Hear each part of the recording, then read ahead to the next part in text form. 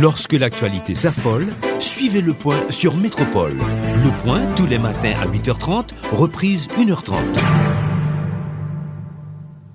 Madame, Monsieur, bonjour. Bienvenue à la rubrique Le Point de Radio et Télémétropole. Merci de l'intérêt. Bon début de semaine à chacun de vous. Aujourd'hui, on va faire le point justement sur le coronavirus au Brésil. Brésil qui est justement le deuxième pays sévèrement touché après les États-Unis. Question de proximité, on se fera une idée de la situation en République dominicaine avec Jean-Michel Karoua. Et au Canada, c'est Goudou Jean-Numa qui aura à nous entretenir pendant quelques instants sur la pandémie de coronavirus. Tandis qu'au Brésil, c'est Moïse Garçon qui aura donc à nous parler. Donc, les informations sont disponibles. On sait, le coronavirus, c'est déjà plus de 18 millions de cas dans le monde et plus de 695 000 décès dus au Covid-19. Le nombre de nouveaux cas n'a jamais été aussi élevé et de nouvelles vagues apparaissent dans certains pays qui semblaient avoir endigué l'épidémie. Avec nos invités ce matin, on va essayer de comprendre la réaction des Haïtiens, surtout à l'étranger, et la réaction des autorités sanitaires dans ces pays. D'abord, Jean-Michel Karoua est avec nous, il est en ligne. Jean-Michel Karoua, vous êtes en République dominicaine. Bonjour, merci d'être avec nous ce matin. Oui, bonjour, je vous entends mal, mais je peux vous faire un petit point sur la situation au jour d'aujourd'hui en République dominicaine, où on déplore 1178 décès pour le coronavirus. Il y a 72 243 cas confirmés, mais j'ajoute immédiatement que c'est très probablement une sous-estimation du nombre de cas, car il manque, le gros problème qu'on a en République dominicaine, c'est le manque de tests pour se faire une idée réelle de l'ampleur de la pandémie. C'est ce que déplorent les médecins et c'est ce que déplore le nouveau président élu qui a annoncé que sa première décision sera d'augmenter de manière importante les tests pour savoir réellement où sont les foyers d'infection et de manière à dessiner une stratégie plus efficace de lutte contre la pandémie. Merci Jean-Michel Karoua, restez avec nous. Et maintenant, j'appelle Moïse Garçon. Moïse Garçon, vous êtes au Brésil, précisément à Sao Paulo. Bonjour. Bonjour Wendell, bonjour Jean-Michel et bonjour Goudou. C'est plutôt Berman Garçon et non Moïse. Oui, c'est Berman Garçon. Oui. Voilà. Oui, je suis au Brésil, à l'État Sao Paulo, où c'est l'État où il y a beaucoup plus de cas de Covid-19. Mais au Brésil, comme vous avez dit, Wendell, c'est le deuxième pays après les États-Unis qui a été beaucoup plus affecté par le Covid-19. Il y a environ plus de 94 104 personnes touchées par le Covid-19.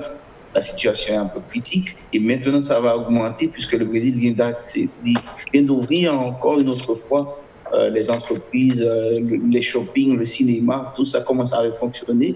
L'école, c'est online, on fait ça online, mais on a l'impression que les cas vont augmenter au Brésil parce qu'il y a plein de gens dans la rue et il y a peu de gens qui utilisent les méthodes nécessaires pour se protéger contre cette pandémie qui a le Covid-19. Merci Berman. Je ne sais pas si Goudou est là. Est-ce que Goudou nous reçoit? Goudou, vous nous entendez, Goudou? Goudou? Oui, absolument, je vous reçois. Bonjour Goudou. Vous me recevez aussi? Oui, je vous reçois très bien, Goudou. Bonjour. Et au Canada, c'est comme si que la pandémie a déjà fait son chemin et là, tout le monde, les activités ont repris. Normalement, pas de confinement, pas de déconfinement. Tout va très bien, Madame la Marquise. C'est le cas, Goudou Jean-Numa? Non, pas du tout. La pandémie est encore là. La Covid-19 est toujours là. Bonjour, à tout le monde, à Jean-Michel, à notre collègue qui est au Brésil. Non, la COVID-19 est toujours présente ici au Canada. On a encore plus de 6 000 cas qui sont actifs, même si on n'a pas cette impression-là, Wendell. Mais c'est la COVID, enfin, la maladie est plus ou moins contrôlée aujourd'hui. On a encore 6 000 cas qui sont actifs. On a atteint 4 millions 143 459 tests, enfin des gens qui ont été testés, et des cas qui ont été confirmés, c'est au-delà de 100 000, 116 884 qui ont été confirmés, et il y a eu plus de 100 000 guérisons ici au Canada, mais il reste encore plus de 6 000 cas qui sont actifs. Mais là où il y a des provinces ici au Canada où on n'a pas eu de cas du tout, on n'a pas enregistré de cas. Il y a 13 provinces et territoires, et c'est la province du Québec qui a été le plus touchée, avec près de 60 000 cas seulement ici au Québec, sur les 116 000 à travers le Canada. Mais le Québec, cette province-là, qui a été le plus durement touchée, a débuté un processus de déconfinement, et il y a les masques qui sont obligatoires aujourd'hui, ce qui permet à tout le monde de fonctionner. Il est interdit, par exemple, d'entrer dans un magasin, dans un espace fermé quelconque, sans porter un masque. Et c'est une façon pour les autorités de contrôler plus ou moins la maladie, de faire baisser les chiffres, mais il y a des cas, une centaine de cas par jour qu'on enregistre encore ici au Québec ou au Canada. Donc, comme je vous dis, c'est pas fini, mais les autorités prennent des mesures pour contrôler vraiment la maladie. Et à travers le Canada, on parle de plus de 8 000 décès uniquement, pas plus que ça. Donc, c'est pour vous dire que par rapport à notre voisin du Sud, aux États-Unis, les autorités ici au Canada ont fait un travail extraordinaire pour non seulement informer la population, prendre des mesures, et équiper les gens de masques, et puis les informer aussi sur comment est-ce que la maladie se comporte, comment vivre avec la maladie. Là, c'est de manière générale. Je vous remercie, Goudou Jean-Numa. Et maintenant, pour les Haïtiens, c'est ce que je vais voir avec Jean-Michel Carrois, qui est tout près de nous en République dominicaine. Est-ce qu'il y a beaucoup d'Haïtiens à être contaminés par le virus qui se seraient hospitalisés, morts ou rétablis, Jean-Michel Carrois? Alors, il n'y a pas de statistiques. Le ministère de la Santé ne donne pas la nationalité ou le fait que ce soit des Dominicains, des Haïtiens ou d'autres nationalités, si bien que je pourrais difficilement répondre à votre question. Ce que l'on sait par les informations de presse, les témoignages qu'on peut recueillir, c'est que oui, il y a des Haïtiens, bien entendu, qui ont été touchés par le virus. Également, ce qu'il faut dire, c'est que plusieurs dizaines de milliers ont parlé il y a quelques semaines de plus de 80 000 migrants haïtiens, travailleurs haïtiens, avaient quitté la République dominicaine pour retourner en Haïti à cause de la pandémie et aussi à cause du fait que cette pandémie a provoqué la fermeture de très nombreuses entreprises. Il y a une situation économique très grave qui a été provoquée par cette pandémie, notamment dans le secteur clé du tourisme. Vous savez que la République dominicaine vit du tourisme en grande partie. Eh bien, le tourisme est évidemment au point mort et il y avait beaucoup d'Haïtiens qui travaillaient aussi bien dans la construction de nouveaux hôtels que dans les resorts, dans les centres touristiques où le fait que ces Haïtiens parlent plusieurs langues souvent favorise leur embauche. Et bien, un certain nombre d'entre eux ont préféré retourner en Haïti. Alors, vous dire le chiffre exact, répondre précisément à votre question, comme je vous disais, c'est pas possible parce que il n'y a pas de statistiques officielles des hôpitaux et du ministère. Mais je vous confirme que selon ce que j'ai su par des amis journalistes dans les différentes provinces, il y a des Haïtiens évidemment qui ont été touchés. Vous savez que ce sont les quartiers les plus modestes, les plus pauvres, qui sont les plus durement frappés. Eh bien, les Haïtiens, les travailleurs migrants, résident le plus souvent dans ces quartiers les plus pauvres. Donc, il y a eu effectivement... et puis, il faut dire aussi que la pandémie a touché de manière très inégale les différentes régions du pays. La région de très loin la plus touchée, c'est la région métropolitaine de Saint-Domingue, le Grand Saint-Domingue, comme on dit. Ensuite, la région de Santiago, où il y a également beaucoup de travailleurs migrants haïtiens. En revanche, dans les provinces frontalières, dans la zone frontalière avec Haïti, il y a très peu de cas mentionnés par les autorités. Alors, est-ce que c'est vraiment parce qu'il y a moins d'incidence de la pandémie? Peut-être, mais c'est aussi sans doute parce qu'il y a eu beaucoup moins de tests réalisés. Et là encore, selon ce que je sais, il y a une sous-estimation importante du nombre de cas. Merci Jean-Michel Karoua. Berman Garçon, je sais qu'au cours des années 2012, 2013, 2014, on parlait déjà de plus de 50 000, entre 50 et 70 000 Haïtiens étaient au Brésil, à Manaus, Sao Paulo, Rio de Janeiro et Brasilia. On pouvait rencontrer facilement des Haïtiens. Et dites-nous, selon les informations dont vous disposez, Berman Garçon, est-ce que la communauté haïtienne est frappée puisque le Brésil est, comme je l'ai dit tantôt, est le deuxième pays après les États-Unis à être durement, sévèrement touché par le coronavirus?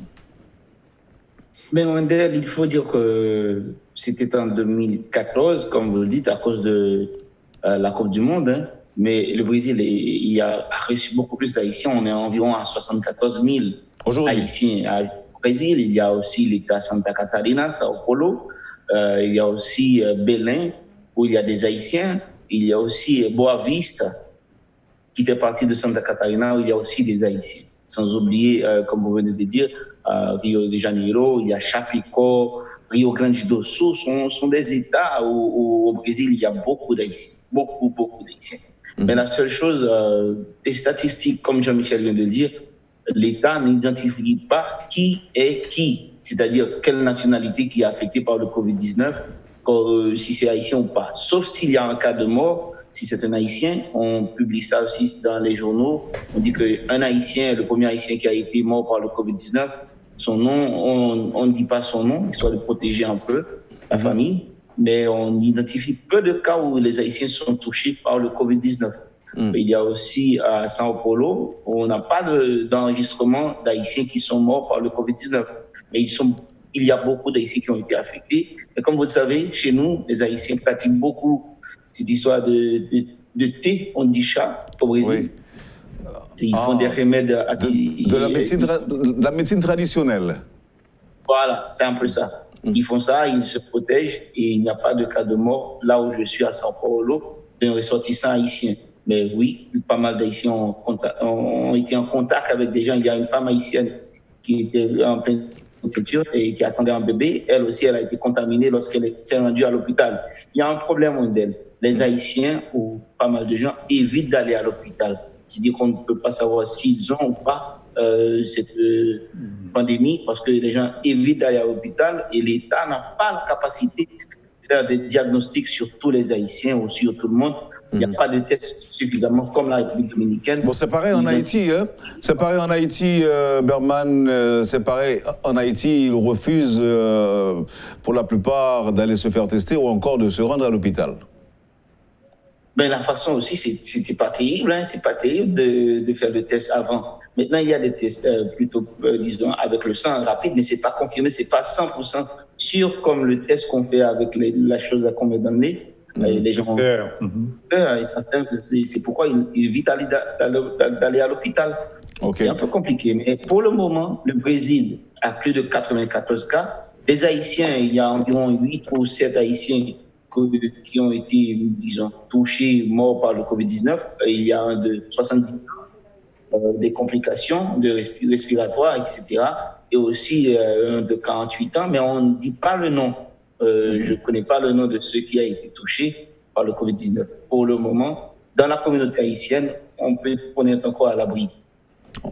Ok, merci Berman. Et Goudou, vous êtes là, Goudou? Goudou?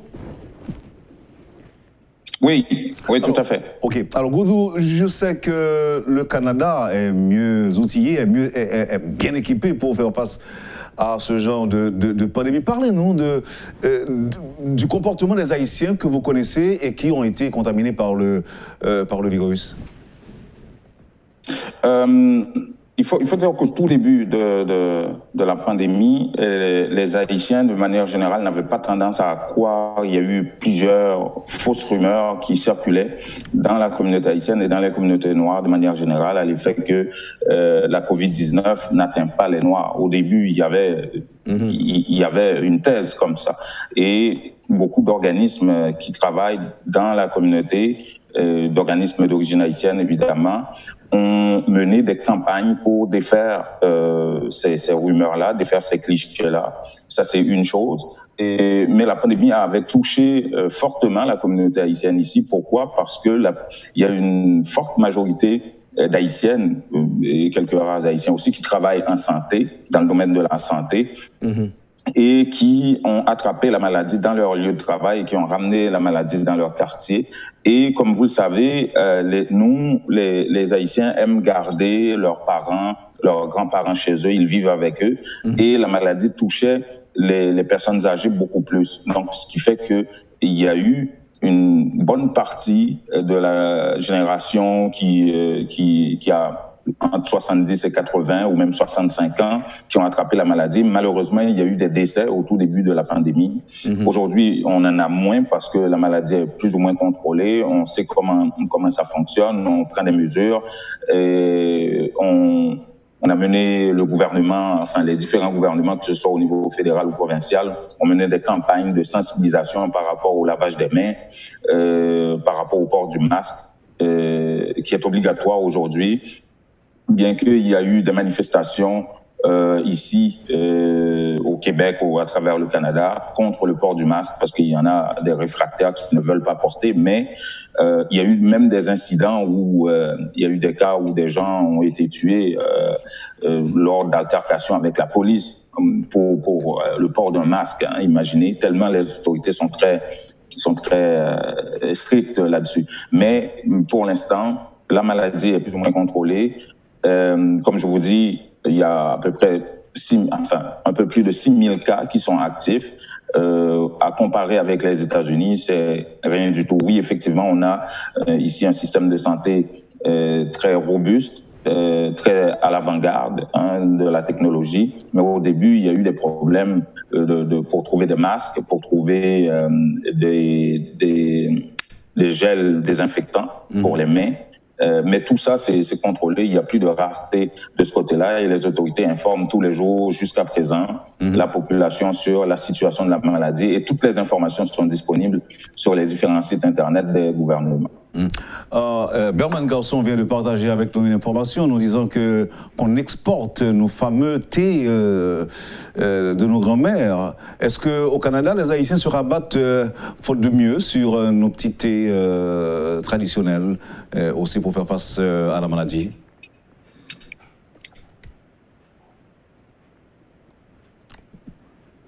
Apparemment, Goudou, vous n'avez pas entendu la question. Non, désolé, je pensais... Est-ce que vous pouvez reprendre la question? Oui, je viens de vous dire que Berman Garçon a partagé une information avec nous selon laquelle les Haïtiens sont partis avec nos pratiques traditionnelles, nos petits thés de tous les matins, nos petits thés de grand-mère. Est-ce qu'au Canada, les Haïtiens se rabattent sur nos petits thés traditionnels pour faire face également à la pandémie? Oui, évidemment, il y a certains Haïtiens qui font ça, comme à leurs habitudes, et dans certains cas, ils augmentent la dose ou la fréquence de cet thé-là. Mais c'est pas quelque chose qu'on entend parler plus que ça dans la communauté haïtienne, à savoir que il faut préférer prendre des thés ou telle portion de la médecine traditionnelle que d'aller vers les hôpitaux voir son médecin et des choses comme ça. Non.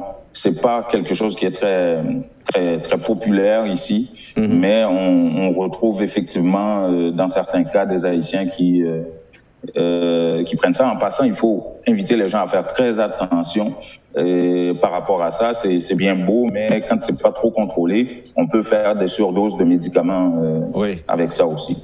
Merci Goudou. Alors Jean-Michel, on a observé une certaine augmentation de cas après les élections tenues en République dominicaine. Est-ce qu'aujourd'hui, on peut dire que ça commence à baisser, Jean-Michel Kawa? Malheureusement, on peut pas le dire. Premièrement, pour la raison que j'évoquais tout à l'heure, c'est-à-dire que le manque de tests ne permet pas de prendre vraiment la mesure de l'ampleur de la pandémie. Et ça, c'est une des premières... Il faut dire aussi qu'on est dans une situation de transition politique. Vous savez que donc, les élections ont eu lieu le 5 juillet. Le pouvoir, le gouvernement actuel, le Parti de la Libération dominicaine a été battu dans ces élections. Le dauphin du candidat du président actuel, Danilo Medina, a été battu par le chef de l'opposition, Abinader, qui va prendre ses fonctions le 16 août seulement. Donc il y a cette période de transition où finalement les décisions qui devraient être prises pour lutter contre la pandémie, eh bien ces décisions malheureusement ne sont pas prises. Y compris, il y a des affaires de corruption qui ont éclaté, de gens très proches du pouvoir actuel, du pouvoir sortant, pour l'achat de médicaments ou de produits permettant de lutter contre la pandémie. Donc il faudra malheureusement attendre le 16 août l'installation du nouveau gouvernement de Luis Abinader pour avoir un plan, une stratégie, je dirais, globale de lutte contre cette pandémie. D'ailleurs, Luis Abinader a commencé à expliquer ce qu'il souhaitait faire. Une des premières choses qu'il veut faire, c'est massifier donc ces tests de manière à savoir réellement quel est l'état de la pandémie. Deuxièmement, il souhaite ouvrir de nouvelles possibilités des lits pour les services d'urgence où sont traitées les personnes les plus gravement atteintes. Vous savez qu'il faut faire de la ventilation, il faut des appareils spéciaux pour ventiler les cas les plus graves. Donc ça, il a promis qu'il allait augmenter la capacité. Actuellement, les hôpitaux sont complètement débordés. Il n'y a plus de place dans les services d'urgence pour accueillir les cas les plus graves.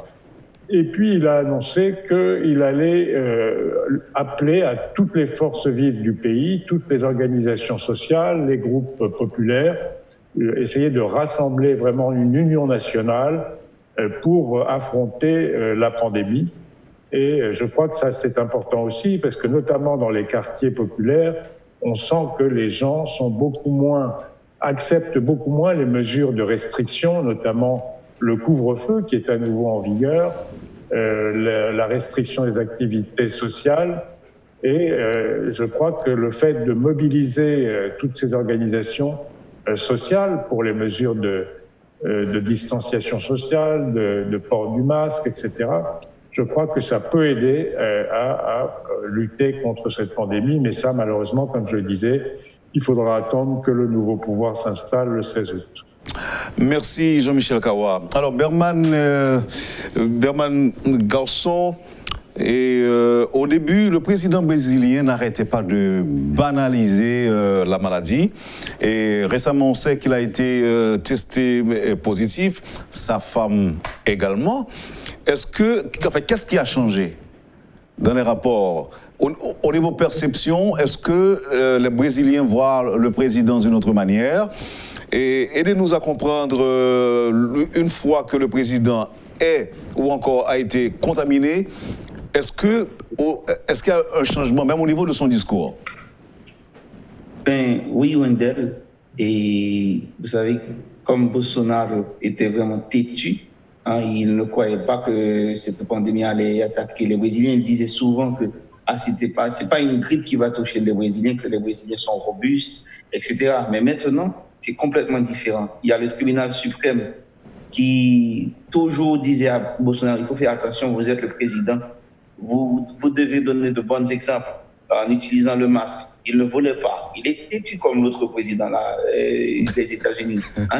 Mais finalement, il a décidé de changer. Comme vous voyez, il y a pas mal de temps, le président Jair Bolsonaro ne fait pas de discours, hein. Il n'est pas toujours à la télé comme avant. Il a décidé de changer un peu cette histoire de le port de masque. C'est pas obligatoire, il n'est pas nécessaire. Et on rapporte qu'il était même une fois à la tête d'une manifestation de rue. Vous confirmez? Ben oui, il participait souvent avec les autres pour Bolsonaro, ceux qui étaient ses partisans qui faisaient des manifestations pour dire que le pays doit ouvrir, il faut fonctionner, il faut ouvrir tous les business, etc. Mais il a participé à maintes fois. Mais finalement, il fait partie il croit que ça existe. Plein de gens pensent qu'il avait déjà le Covid-19, mais il n'avait pas eu le courage de dire qu'il avait cette maladie. Il ne voulait pas croire. Allô? Il ne voulait pas croire. Ben ouais, il savait que cela existait, mais pour lui, c'était l'économie. Il faut sauver l'économie du Brésil avant tout. C'était ça son idée.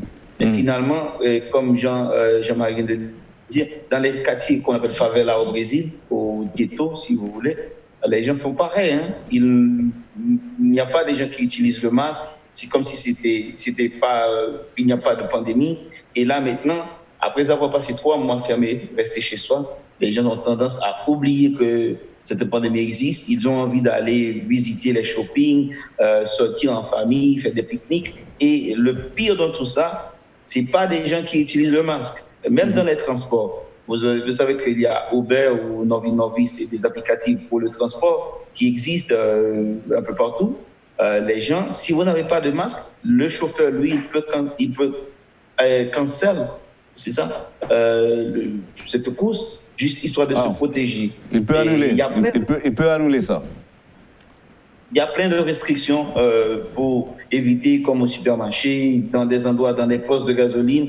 C'est obligatoire, il faut avoir un masque, il faut se protéger. Mais pour le moment, vu que le président lui-même, qui ne croyait pas dans cette pandémie, a été affecté, les gens qui étaient fanatiques Bolsonaro ont décidé de croire aussi que ça existe, il faut faire attention. Le port du masque est obligatoire et même dans le transport public, les secteurs qui ont été touchés comme l'aviation, l'aérienne, et le transport, le tourisme, tout comme la République dominicaine, le Brésil aussi vit du tourisme. C'est pourquoi ils ont décidé de tout balancer. Ils ont décidé de libérer pour le moment des touristes venant par avion. Mais si par voie terrestre, les Haïtiens clandestins qui rentrent clandestinement au Brésil sont encore interdits, il y a Boa Vista, un État entre le Brésil et le Pérou, où il y a pas mal d'Haïtiens qui sont bloqués là-bas. Ils n'ont pas l'autorisation d'entrer au Brésil pour le moment par voie terrestre. Mais si vous voulez venir au Brésil, vous avez un visa, vous êtes autorisé à entrer au Brésil par avion. C'est tout simplement ce qui est ouvert pour le moment, parce que le Brésil cherche à rebalancer l'économie, parce que c'est tout le monde qui a été touché par cette pandémie, spécialement les entreprises brésiliennes. Et il y a pas mal qui ont été fermés, le resto, les nightclubs, tout ça a été fermé. Maintenant, ils cherchent à rebalancer l'économie, à mettre en quelque chose, disons, des principes à respecter. Oui, mais c'est pas trop tôt de rouvrir le pays, parce que quand même les chiffres continuent d'augmenter. Wendell, je dois vous dire, il faut s'attendre qu'il va y avoir plus de cas de Covid-19 au Brésil, plus de cas. Alors, on va passer plus de 100 000 cas, on est à 94 000, mais d'après les diagnostics du ministère de la Santé, il va y avoir plus de 100 000 cas de Covid-19. Parce que les gens ne veulent pas rester à la maison. Les gens ont envie d'aller bosser. Ils disent, l'État a donné 600 reais, mais ça ne suffit pas. Il faut avoir des projets comme l'Église catholique. Moi, même au sein de la Maison culturelle Haïti-Brésil, CCHB, on fait des dons. On reçoit des dons de l'Église catholique. Alors, on revient dans un instant pour parler, on va observer la pause, Berman, et on revient pour parler de la façon dont on s'organise pour venir en aide aux gens défavorisés, et pourquoi pas aux Haïtiens aussi, et qui sont là-bas. Mais ce sera après la pause. Merci de votre patience. Voilà, et une rubrique, le point spécial aujourd'hui, avec 3 invités, 3 journalistes, Jean-Michel Kawa en République dominicaine, Berman Garçon au Brésil et Goudou Jean-Numa au Canada. C'est le temps de la pause et à tout de suite. Tous les matins à 8h30, reprise 1h30. Bienvenue, madame, monsieur, à la deuxième partie de la rubrique Le Point de Métropole. Nos invités ce matin, Goudou Jean-Numa au Canada, Berman Garçon au Brésil et Jean-Michel Kawa en République dominicaine. Et on a été rejoint par notre ami Rudy Boujman qui, lui, est en France. Rudy Boujman, bonjour et bienvenue. Bonjour Wendell et bonjour à tous. Rudy, vous êtes en France, on est en plein déconfinement, on dira.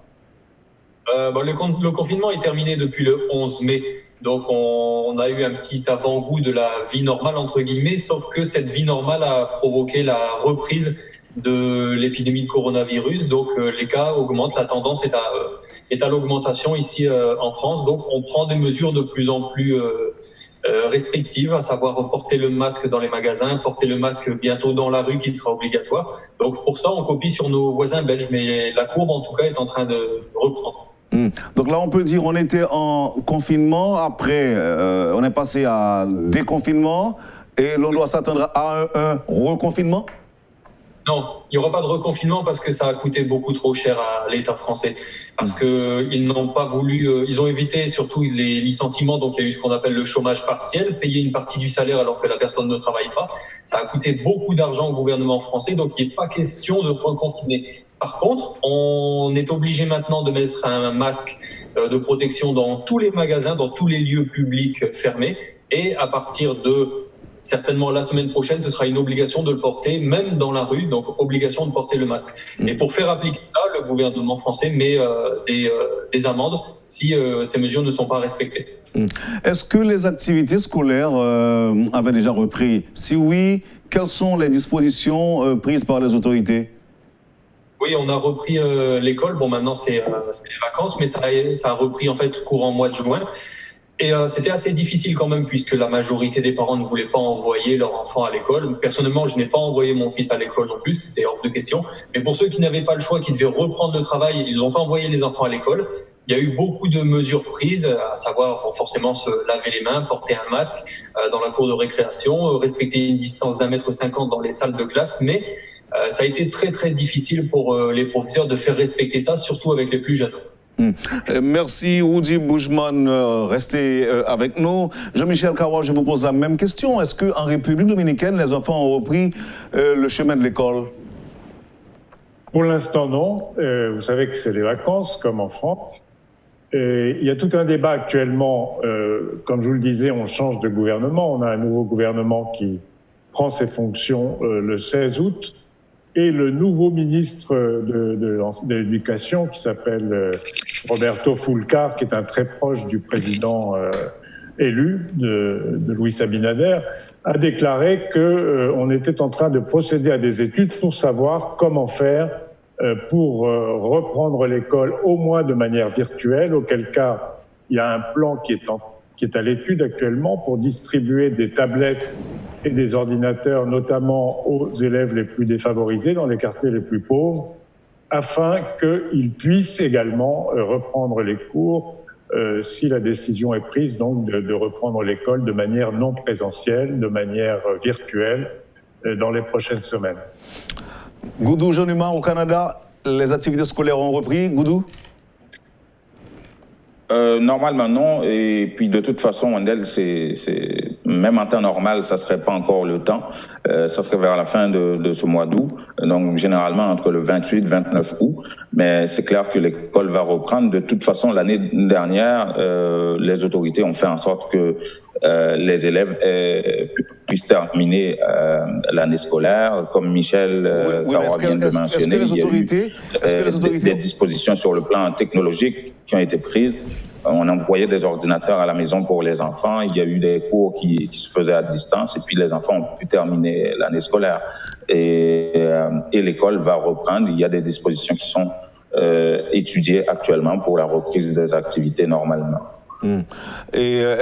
Mais on n'a pas encore annoncé de dispositions pour faciliter cette reprise et éviter qu'il y ait propagation de cas. Pas encore. Non, on n'a pas encore annoncé de disposition, mais comme vous le savez, la COVID-19 est beaucoup plus dommageable pour des gens de 60 ans et plus. Et pour les jeunes, il n'y a pas trop de risques pour eux. Le seul problème qui peut se poser, c'est que les jeunes peuvent devenir, même s'ils ne développent pas la maladie, mais ils peuvent devenir des vecteurs humains et qui pourraient transmettre la maladie à leurs parents ou à d'autres personnes plus âgées. Et c'est ça que les autorités ici sont en train d'étudier. Ici au Québec, la province la plus touchée au Canada, les autorités justement réfléchissent à ça, lancent des appels à des jeunes qui se regroupent un peu sans protection, même s'ils ne sont pas à risque, mais les autorités leur demandent quand même de respecter les mesures de distanciation physique, de porter des masques, de se laver les mains, de se protéger et d'éviter de transmettre la maladie à d'autres. Et ici au Québec, le gouvernement a lancé un message particulier. Le message du gouvernement actuellement s'adresse aux jeunes, surtout aux jeunes adolescents entre 13, 14 et même jusqu'à 20 ans, et qui se croient invincibles, il y a plein d'activités, et puis qui s'adonnent à des activités et qui pourraient contribuer à la propagation, à une propagation du virus. Effectivement, on enregistre une petite remontée, une petite recrudescence de la COVID ici, et c'est pour ça que ça inquiète le gouvernement, et le gouvernement essaye de canaliser ses efforts vers ces jeunes-là, mais la maladie est contrôlée dans les CHSLD, les centres hospitaliers de soins de longue durée qu'on appelle ici, où vraiment la maladie a fait rage, où la plupart des décès ont été enregistrés. Donc les autorités planchent actuellement sur beaucoup de mesures de ce côté-là. Dans l'éventualité d'une reprise des cours, est-ce que vous pensez que le gouvernement va privilégier l'option virtuelle? Oui, parce qu'ils l'ont déjà expérimenté vers la fin de l'année. Ça a apporté des résultats. Et les dispositions ont déjà été prises. Ils n'auront tout simplement qu'à reprendre ces questions-là. Mais je ne pense pas que la majorité des gens sont pour une école à distance. Dans certains cas, les élèves vont devoir aller en salle de classe, peut-être en groupe réduit, mais il y a certains cours qui vont se donner à distance, effectivement, mais dans certains cas, les élèves vont devoir se présenter à l'école. La problématique se pose pour des enseignants qui n'ont pas encore l'âge de la retraite, mais qui sont encore à risque, des enseignants qui ont 60 ans ou plus et qui enseignent encore. Et ces élèves-là, même s'ils ne développent pas la maladie, pourraient être des vecteurs pour ces gens-là. Donc, il y a vraiment beaucoup d'aspects à regarder, à étudier pour ici. Mais comme a dit notre collègue en France, je ne pense pas qu'on va s'en aller vers un reconfinement, puisque ça coûte énormément à l'économie canadienne, l'économie québécoise, et surtout à l'économie québécoise, qui est la province la plus touchée ici.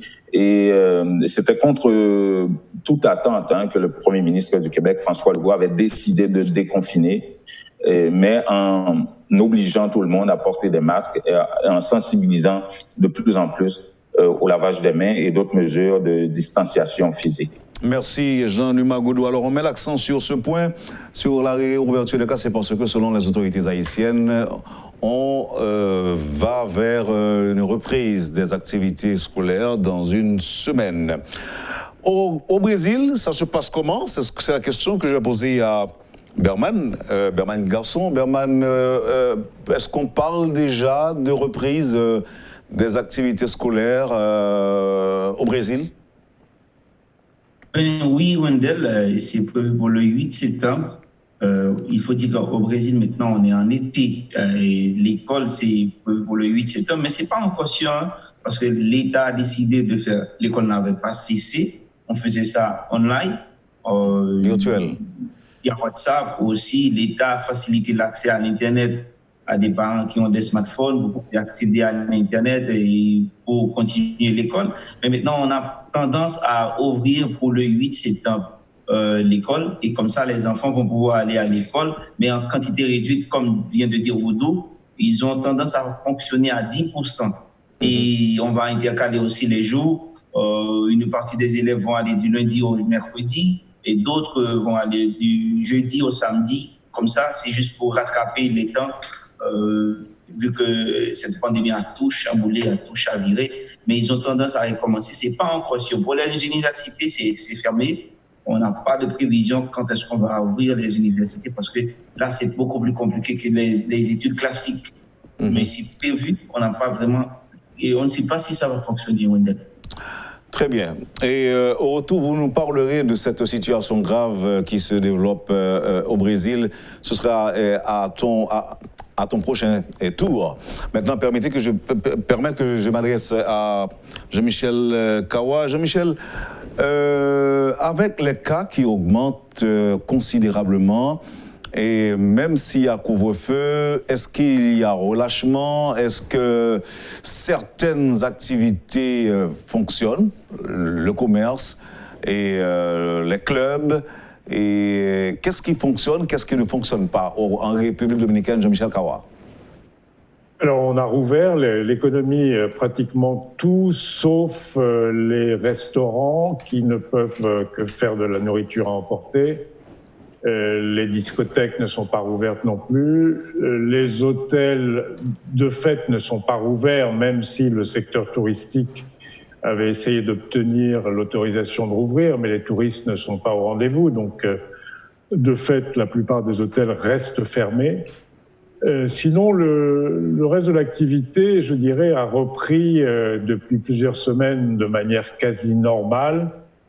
Sauf qu'il faut souligner quand même que dès le début, c'est-à-dire dès le mois de mars, les Dominicains ont massivement porté des masques. Les masques se sont répandus très très vite et les Dominicains ont pratiquement tous porté les masques et se sont tous mis la distanciation sociale, c'est une autre affaire, malheureusement.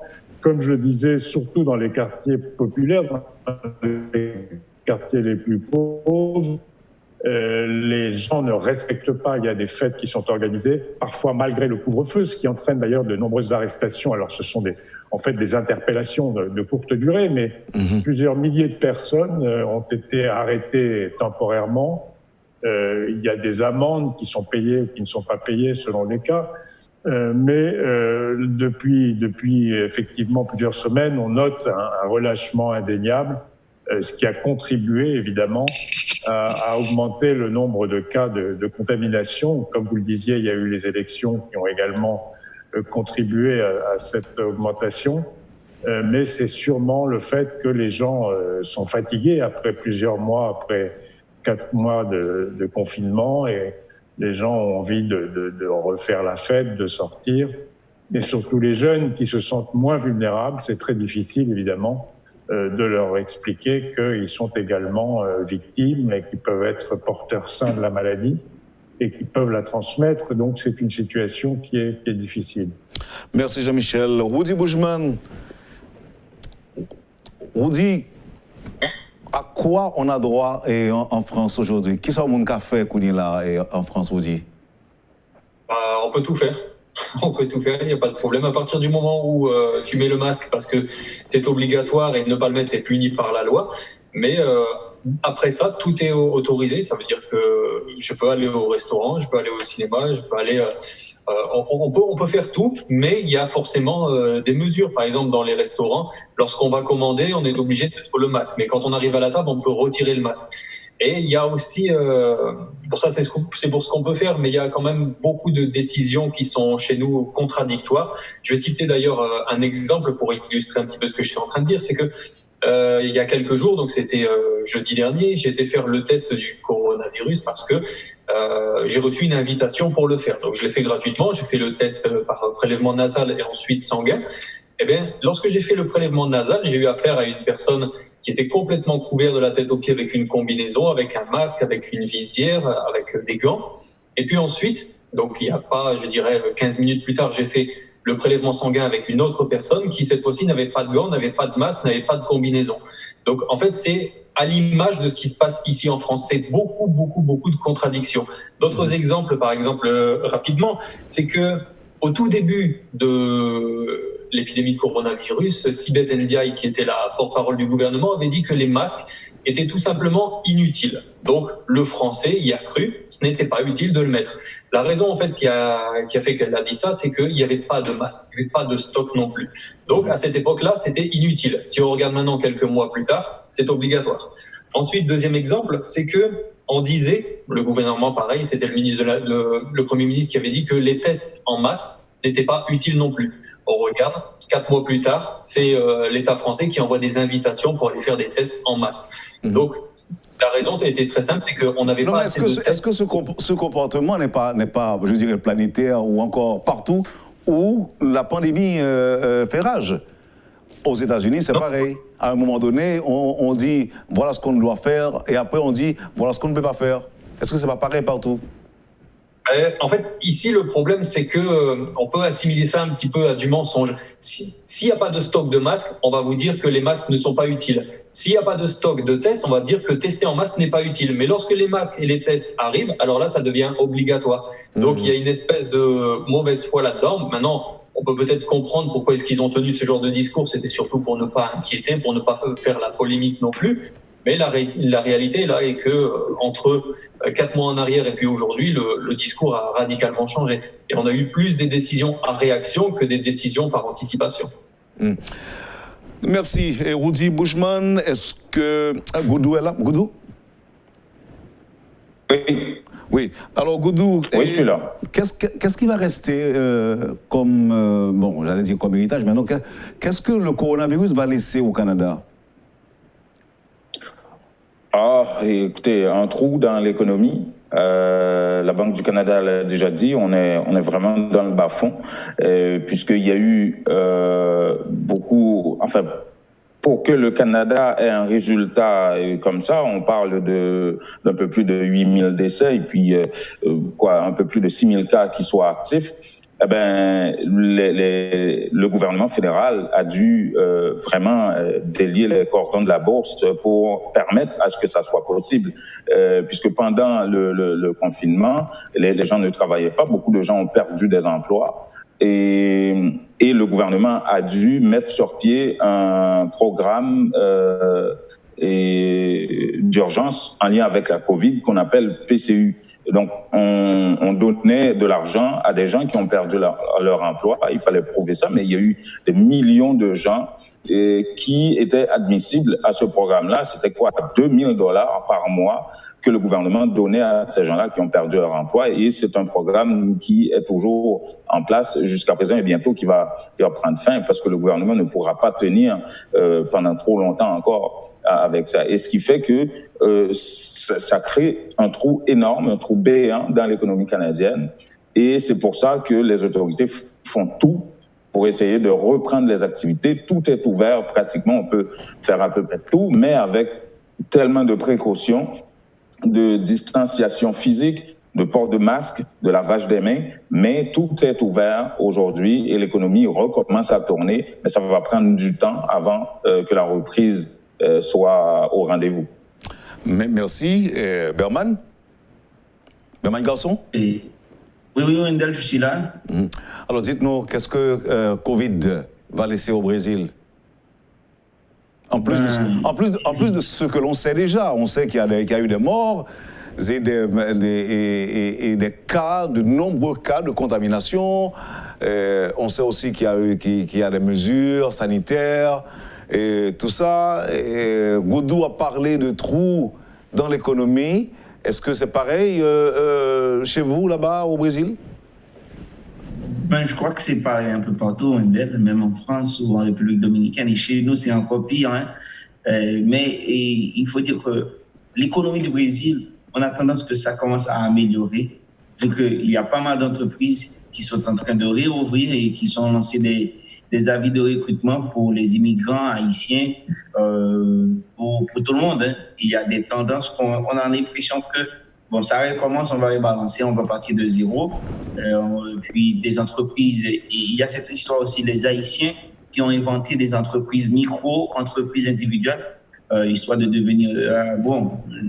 la pandémie a touché, on doit créer quelque chose, on ne peut pas s'attendre que le gouvernement va prendre soin de nous pendant 6 mois, 8 mois. Alors, c'est à nous de créer nos propres business. Ça aussi, c'est bon.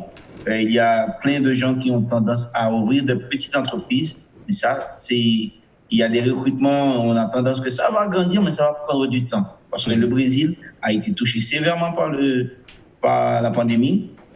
Pour cela, il faut dire que la pauvreté, les gens vont entrer dans une situation plutôt compliquée. Mais le Brésil a toujours de quoi manger. On a toujours de quoi manger. On n'est pas trop inquiet sur comment on va faire pour demain. La situation, pour le moment, c'est un peu stable. Il n'y a que la pandémie. Mais il faut dire, il n'y a pas que cette Covid-19. Il y a d'autres maladies aussi. Au sein de la communauté haïtienne, il y a aussi des choses qu'on a tendance à oublier, comme des gens cardiovasculaires, comme des gens qui ont besoin de traitements bien spécifiques. Tel est le cas pour la communauté haïtienne. Et récemment, le Brésil l'État de Sao Paulo, à Campinas, là où je suis, ils sont plutôt inquiets. Il y a les élections qui arrivent bientôt en octobre. Et là, la communauté haïtienne est en train d'arriver avec des maladies sexuellement transmissibles. Ça aussi, c'est paniquant. Quelles sont les chances de réélection de Bolsonaro? Comment? Quelles sont les chances de réélection de Bolsonaro? C'est pas évident, hein. C'est pas évident. Il n'a pas fait une bonne gestion, surtout avec la pandémie. On peut dire, des statistiques ont été faites, il n'a même pas 40%. Ah, ok. Oui. Il n'y a pas la possibilité qu'il soit réélu comme président. Mais c'est la politique, on ne sait pas. On ne sait pas, c'est ça. Il est en train de favoriser les entrepreneurs. Ça peut tout changer, vous savez, c'est qui finance comment. C'est ça. Une dernière question, Berman Garçon. Vous nous parliez tantôt de gens qui arrivent du Chili et qui sont malades aussi. Oui, Wendell.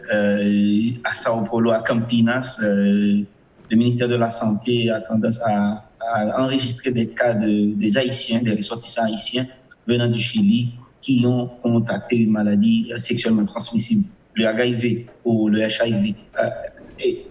C'est un peu compliqué. Le HIV, voilà, c'est une histoire de langue portugaise qui me dérange un peu. Et puis là, la santé, c'est beaucoup préoccupant parce que ces Haïtiens, ils sont déjà infectés, on ne sait pas combien ils sont, mais là, à l'hôpital, ils ont déjà enregistré plus de 10 cas dans la ville de Campinas. Et ils font appel à moi de dire qu'il faut faire des séminaires, il faut informer les Haïtiens. Si vous êtes malade, il y a des soins, il y a des endroits où vous pouvez trouver des médicaments. Il faut aller à l'hôpital. Il ne faut pas avoir peur. Ils arrivent tous du Chili. Et pourquoi ils vont au Brésil? Bon, vous savez, au Chili, les Haïtiens n'ont pas tous les documents légaux pour fonctionner. Et contrairement au Brésil, si vous êtes immigrant, réfugié ou pas, si vous venez avec un passeport ou pas, vous avez l'accès à ces documents. Vous avez l'accès à une carte de séjour, vous avez l'accès à une carte de travail. Vous pouvez rester au Brésil. Et ils font la route, c'est une frontière, hein. Ils font ça par voie terrestre et une fois arrivé au Brésil, on a tendance que la vie va améliorer. C'est mieux qu'au Chili. Le dollar ou l'argent brésilien, c'est le reais, c'est beaucoup plus fort que le peso du Chili. Le Brésil, économiquement parlant, dans l'Amérique latine, est beaucoup plus fort que les autres pays en Amérique latine. Alors, les Haïtiens vivant au Chili qui sont dans des difficultés économiques ont tendance à migrer vers le Brésil pour avoir une vie meilleure. Hein. C'est pourquoi ils arrivent au Brésil, Wendell. Merci Berman Garçon. Jean-Michel Karoua, et Covid-19 va laisser quoi en République dominicaine, en plus de ce que l'on sait déjà? Une grave crise économique aussi. Comme je le disais, le principal pilier de l'économie dominicaine, c'est le tourisme.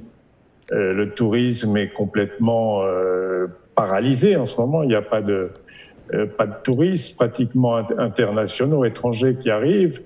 Le tourisme interne est très limité, donc c'est un secteur qui est vraiment sinistré, qui est naufragé.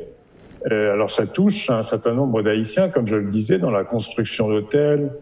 Beaucoup de jeunes Haïtiens diplômés qui parlent plusieurs langues, qui travaillaient comme guides ou qui travaillaient comme dans les services d'accueil, d'organisation d'excursions dans les hôtels, sont au chômage. Un certain nombre sont repartis en Haïti.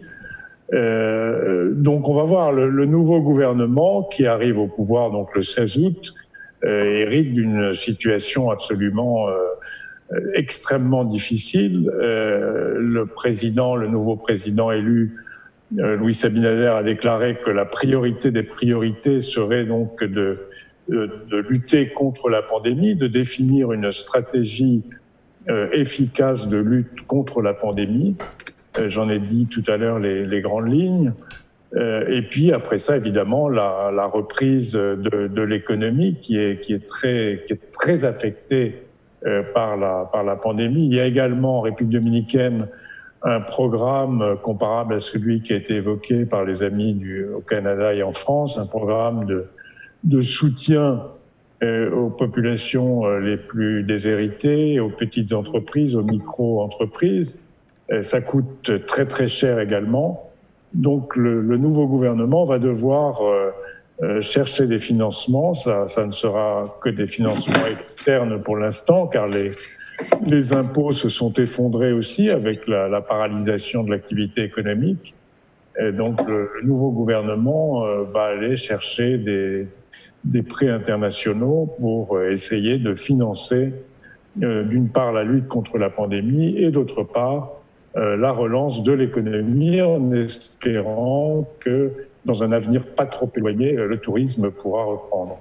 Une nouvelle quand même qui est plutôt favorable, c'est que contrairement à ce qu'on craignait, les remessas, les transferts de fonds de la diaspora dominicaine ne se sont pas effondrés. Au contraire, ils ont même un petit peu progressé depuis le mois de mars, ce qui signifie que la solidarité finalement de ces Dominicains qui sont exilés pour la plupart en Amérique du Nord ou en Europe ou en Espagne surtout, ont continué à jouer, ont continué à envoyer de l'argent à leurs familles en République dominicaine. Merci infiniment Jean-Michel Kawa. Et on termine avec Rudy Bushman. Rudy, au Canada, $2000, en République dominicaine quelque chose. Aussi, aux États-Unis, c'est pareil, à travers le PPP, une sorte de soutien aux petites entreprises. Et en France, alors en Haïti, je crois qu'il y a quelques 3000 gourdes qu'on donne aux familles. Et qu'est-ce qu'on fait en France, Rudy? Pas mal de choses en fait. Pour tout dire, c'est que moi en tant que Français, mon témoignage il serait plutôt favorable parce que il y a eu beaucoup d'argent de dépensé. Donc je parlais tout à l'heure des décisions qui étaient assez contradictoires, ça c'est dans certains domaines, mais pour ce qui est de l'aide aux entreprises, chaque entreprise qui avait moins de 20 employés a eu le droit à une prime pour aider à payer ses employés. Ceux qui étaient dans la difficulté ont eu le droit à une petite prime de 150 € plus 100 € par enfant. Donc ça, c'est quand même des mesures qui ont pu aider les plus défavorisés et les entreprises les plus fragiles pour leur éviter de fermer, mais qui a coûté énormément d'argent. Donc ce que le coronavirus, le Covid-19 va laisser comme trace, c'est forcément, comme au Canada, comme dans tous les autres pays, un gros trou au niveau budgétaire. Donc ça a coûté extrêmement cher. C'est pour ça d'ailleurs que il n'est pas du tout question de reconfiner. Mais ensuite, il y a d'autres choses que le coronavirus aurait pu laisser comme trace, mais qu'il ne risque pas de laisser malheureusement, je dirais, en France. C'est au niveau du comportement. Parce que je me souviens, durant le confinement, lorsqu'on pouvait sortir avec notre attestation, bien sûr, de déplacement dérogatoire, je voyais le comportement des gens qui avaient changé. On osait à peine se regarder, du gel hydroalcoolique à l'entrée des magasins, un masque pour tout le monde.